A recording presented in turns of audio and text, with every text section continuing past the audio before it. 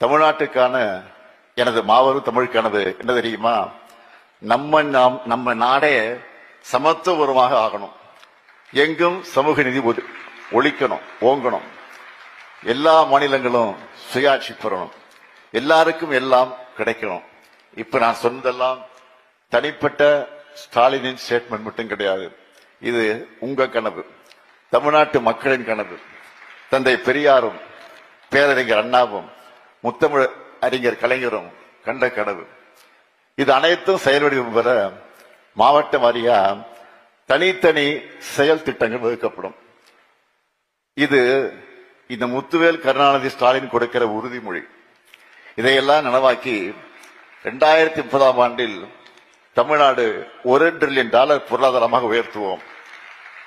எனவே நாங்க தான் மீண்டும் வருவோம், நாங்க தான் மீண்டும் வெல்வோம், மீண்டும் மீண்டும் வெல்வோம்.